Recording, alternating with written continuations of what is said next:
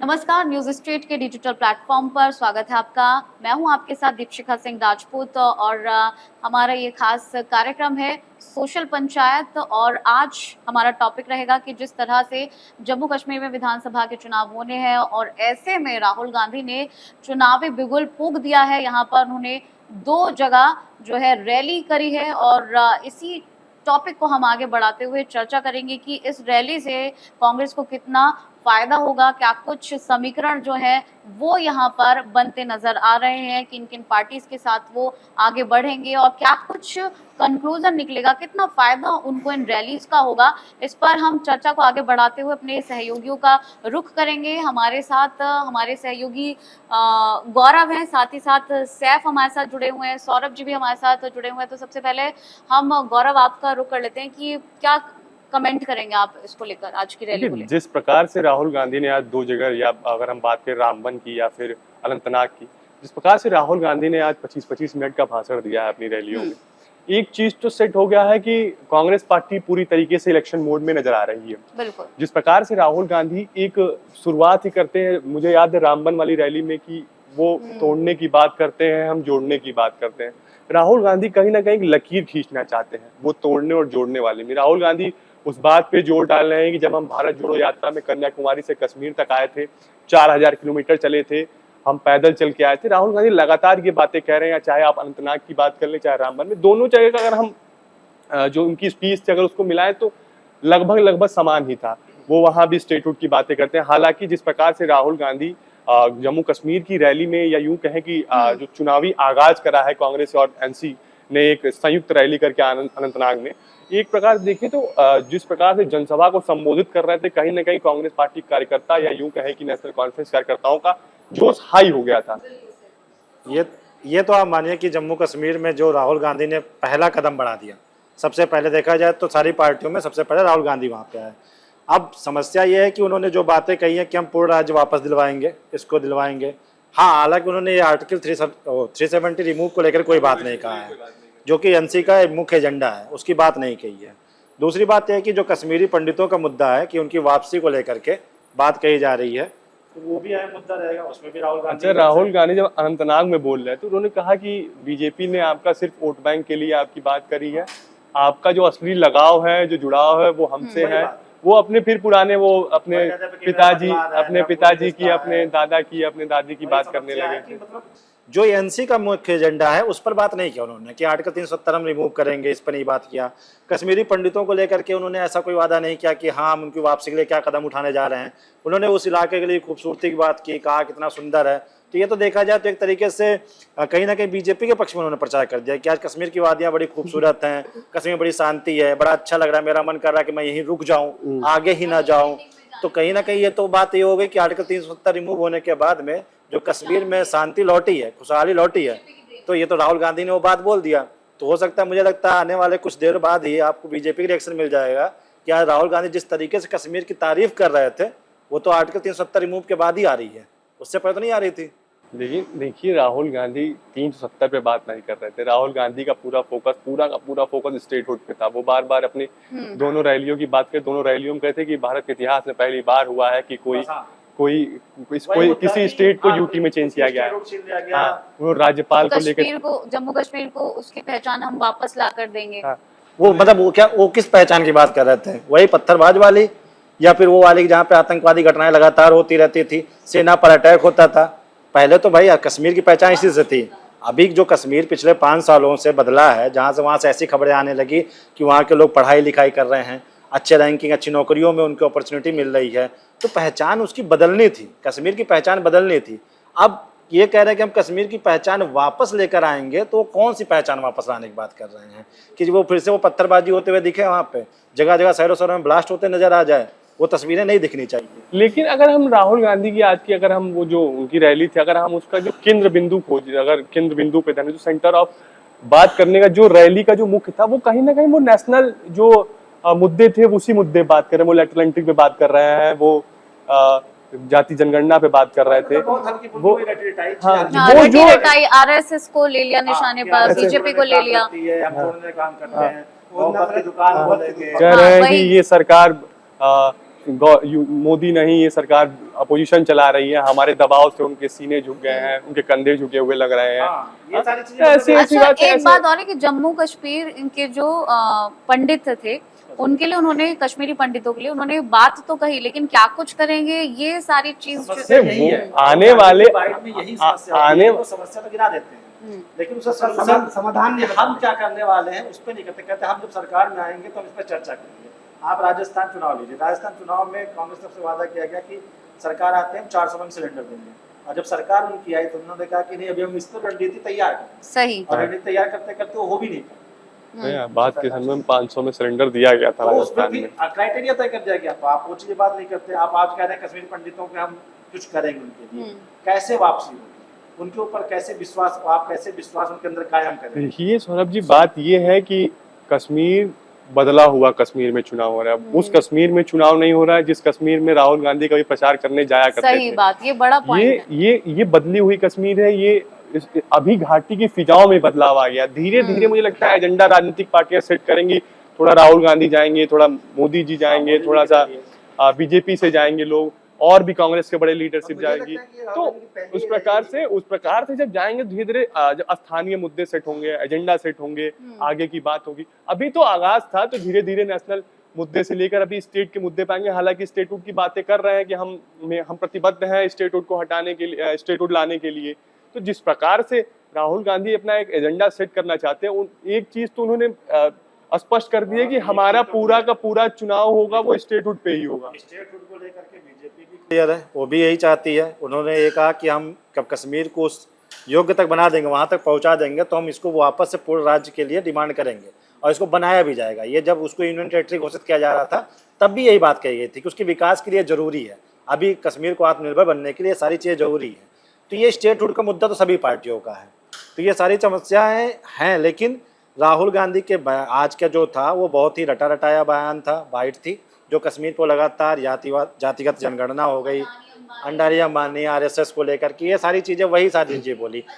एक लाइन और उन्होंने बोली थी कि जो जम्मू कश्मीर के आवाम हैं, जो लोग हैं यहाँ के, उनके लिए मेरे जो दरवाजे हैं वो हमेशा हमेशा खुले हुए हैं। इस बात को किस तरह से लिया जाए?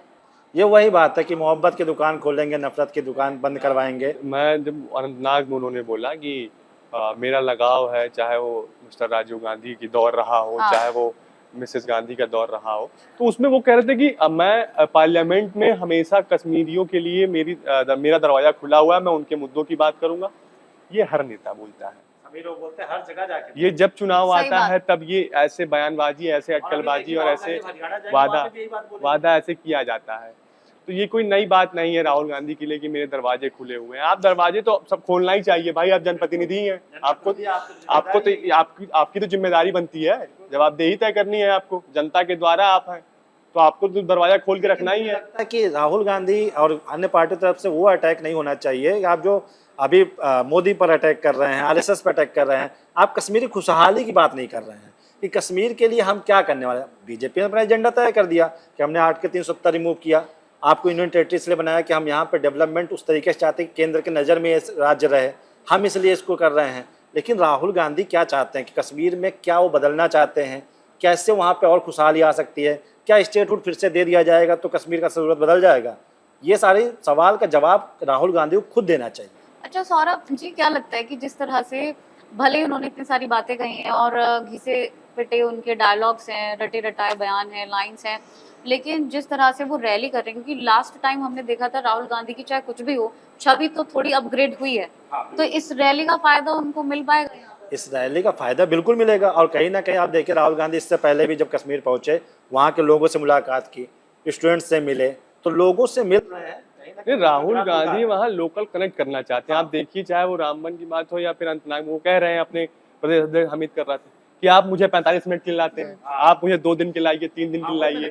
तो जिस प्रकार से वो होता है ना लोकेलिटी के नस पकड़ना, वो नस पकड़ने की प्रयास कर रहे हैं कि मैं वो नस पकड़ूं जिससे लोग कनेक्ट कर पाए कि हाँ राहुल गांधी हमारे अपने हैं। राहुल गांधी सुलभ बनाना चाहते हैं, उनके लिए सर्वसुलभ बनाना चाहते हैं। शुरुआत ही करते हैं तो जनरली ये होता है कि राहुल गांधी पहुंचे, उन्होंने क्या वो उन लोगों का स्वागत कर रहे हैं कश्मीरियों का, और उनकी पहली लाइन होती है कि मैं चाहता हूं कि अब मैं अपना अगली मीटिंग कैंसिल कर दूं और मैं यहीं रुक जाता हूं।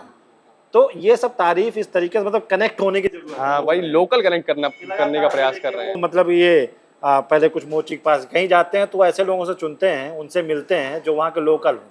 तो पब्लिक से जुड़ने का एक कनेक्शन जो कांग्रेस की पुरानी रणनीति रही है, चाहे इंदिरा गांधी लोगों हो, के चाहे बीच राजीव में गांधी जाकर हो, हमेशा वो लोगों के बीच में सीधा एंट्री करते हैं और लोगों से उस तबके से मिलते हैं जिनसे लोग चुनावी दौर में ज्यादा मुलाकात करते हैं, लेकिन कांग्रेस हमेशा मिलती रही है। ये अच्छी बात रही और कांग्रेस की। भारत जोड़ो यात्रा के बाद मेरे ख्याल से जो राहुल गांधी जिस तरीके से जमीनी लोगों से मिल रहे हैं उससे देखिए, फायदा तो हुआ, उनकी जो इमेज है वो काफी सुधर गई है। जो आप लोकल कनेक्शन की बात करते थे, जो समाज के दबे कुचले व्यक्ति हैं, मुझे याद है कि 90 के दशक तक कांग्रेस का जो कोर वोट बैंक हुआ करता था वो मुसलमान, दलित और ब्राह्मण हुआ करता था। जब से मंडल कमंडल की राजनीति शुरू हुई, दलित कहीं और छटक गए, ब्राह्मण 50-50 या 50-60 की रेशियो में हो गए, 60-40 की रेशियो में हो गए, मुसलमान बना हुआ है। अब राहुल गांधी चाहते हैं कि जो पुरानी राजनीति हमारे परिवार के बुजुर्गों ने की है, चाहे हमारी जो रवायत रही है राजनीति करने की, हम उसे फिर से कनेक्ट कर पाए। इसलिए राहुल गांधी चाहते हैं किसी दलित के पास मिलते हैं, किसी मोची से मिलते हैं। राहुल गांधी चाहते हैं कि वो जो खोया हुआ हमारा वोट बैंक है उसे हम फिर सहेज लें, बिल्कुल पॉइंट ताकि हम आने वाले समय में जो इंदिरा राजीव करते आए थे, हाँ, वो बीच में गैप आ गए थे कांग्रेस में, क्यों? वो चीजें एकदम खत्म हो गई थी। क्योंकि उसके बाद जो मिसेस गांधी, सोनिया गांधी जो आई राष्ट्रीय अध्यक्ष के तौर पे, वो उस हिसाब से चूंकि लोकल कनेक्ट नहीं कर पाई, देश को उतना जानती नहीं थी जितना उनको समझाया गया, जो उनके आसपास जो उनके शागिर्द रहे, जितना उन्होंने समझाया उतना वो समझी, जितना अपना उन्होंने सोचा समझा उस हिसाब से उन्होंने करा। तो वो एक पार्टी संभालते रह गई, थोड़ा बहुत कनेक्ट कर पाए तो रायबरेली अमेठी सीट है, जो पारंपरिक चीजें रही वहां से कनेक्ट कर पाए।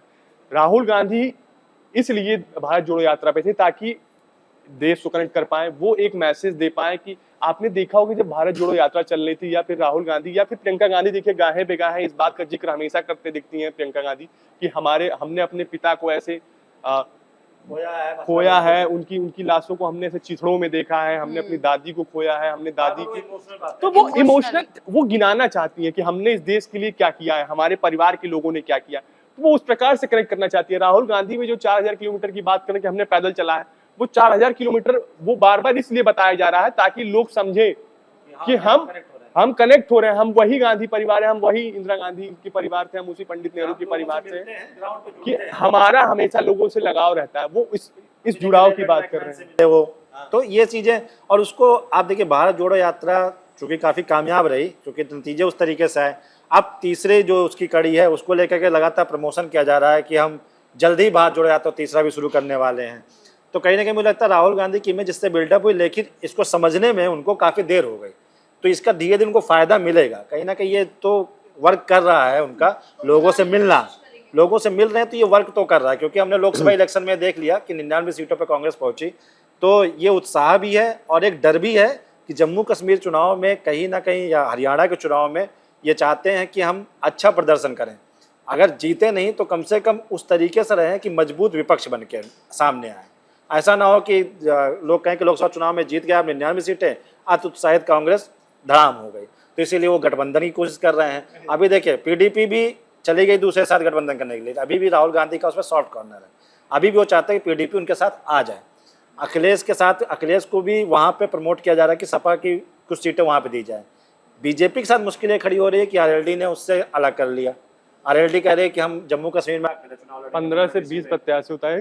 कल ही की बात है, त्रिलोक त्यागी उनके राष्ट्रीय महासचिव, मुझे नहीं लगता कि कोई बहुत बड़ा जनाधार है। नहीं, वो उनका कहना है कि जहां ओबीसी वोटर हैं और जहां अल्पसंख्यक वोटर हैं वहीं प्रत्याशी देंगे सिर्फ आरएलडी वाले। लेकिन ये कहीं ना कहीं ये बीजेपी को नुकसान होगा, तो गठबंधन बहुत मायने रखता है। नहीं, सबसे बड़ी बात यह है कि आरएलडी केंद्र में और राज्य में, यूपी में साथ में, और फिर जम्मू कश्मीर में अलग रहा, तो क्या राज्य वाले और केंद्र में कुछ फर्क पड़ने वाला है? वही बात आ गई ना, वही कांग्रेस इंडिया ब्लॉक वाली बात आ गई। हाँ, कि आप वो तो टीएमसी केंद्र में आप साथ हो जाते हैं, स्टेट में आप अलग हो जाते हैं, और फिर हमें मौका लगता है कि अच्छा ठीक है यहाँ पे नुकसान लगने वाला है, फिर आओ साथ ले लेते हैं, तो वो वाला चीज नहीं होना चाहिए। मुझे लगता है कि बीजेपी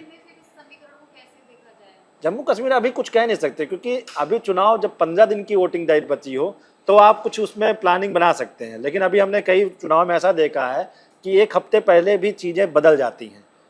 अभी राहुल गांधी की रैली हुई है, अभी पीएम मोदी की रैली होगी, तमाम एनसी के नेताओं की, पीडीपी के नेताओं की, वो लोग रैलियों में कैसा भाषण देते हैं, उनके बयानों में कश्मीर के लिए क्या विजन होता है, वो बहुत देखना मायने होगा, बहुत बड़े मायने रखेगा।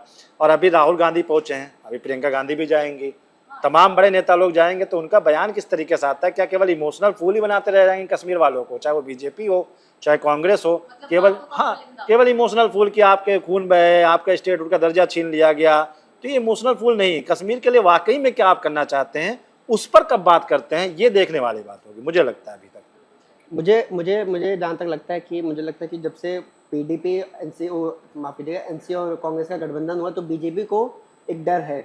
तो अब राहुल गांधी ने पहले चुनावी रैली भी कर ली है, तो इससे कांग्रेस को फायदा होगा क्योंकि एक गठबंधन भी उनके पास है और इससे चुनावी रैली से राहुल गांधी को तो फायदा होगा ही, कांग्रेस को भी फायदा होगा। हालांकि बीजेपी को नुकसान हो सकता है इससे, क्योंकि जम्मू कश्मीर में कांग्रेस अभी थोड़ी मजबूत है बीजेपी से अगर देखा जाए, और जो आंकड़े भी निकल के आए हैं थोड़े बहुत, उसमें भी कांग्रेस और एनसी मजबूत दिख रही है। तो मुझे लगता है कि बीजेपी को थोड़ा बहुत अभी नुकसान है, लेकिन एक हफ्ते पहले कुछ भी हो सकता बिल्कुल है। बिल्कुल बिल्कुल नहीं, फैज ने जैसा कहा, मैं जिस यही जिस कह रही थी जिस गौरव। हिसाब से जम्मू कश्मीर में इस समय समीकरण की अगर हम बात करें तो बीजेपी बड़ा उलझन वाली स्थिति में लग रही है। जैसे बीजेपी जैसे लग रहा है कि ऐसे कुछ ही वो लग ही नहीं रहा है कि वो बीजेपी है जो एक बार कह रही थी तो मील का पत्थर साबित। अब देखिए अभी तक 4 लिस्ट, पांच सीटें, अच्छा, तो 5 कारण सीटें। क्या है, क्या लगता है कि कहाँ कमी है, क्या कुछ कारण है? क्योंकि कहीं ना कहीं मुझे लगता है कि बीजेपी के जो आला कमान के नेता हैं वो तो वर्किंग हैं, लेकिन जो ग्राउंड लेवल पे कार्यकर्ता हैं वो ओवर कॉन्फिडेंट हो गए। वो लोगों को लगने लगा कि केवल मोदी के नाम से या अमित शाह की रैलियों अति से आत्मविश्वास। या योगी की रैलियों से हम चुनाव जीत जाएंगे। बिल्कुल। तो कहीं कश्मीर के कार्यकर्ताओं को भी ये उम्मीद ना लग जाए कि यहाँ पे मोदी आएंगे, योगी आएंगे, हवा बदल अमित शाह जाएगी। आएंगे और हवा बदल हवा देंगे बदल और हम जाएगी। जीत जाएंगे, जीत जाएगी। चाहे जाए ना। उनको इसका कामयाबी में ईडीएम में भुगतना डोर पड़ा। टू डोर मिलना पड़ेगा, क्योंकि यूपी में हार का सबसे बड़ा कारण यही था अति कि आत्मविश्वास। सांसद और प्रत्याशी जो थे वो लोग निकले ही नहीं। उनको लगा कि हमें जाने की जरूरत ही नहीं है, मोदी और योगी आएंगे और रैली करेंगे और पूरी हवा यहाँ बदल जाए।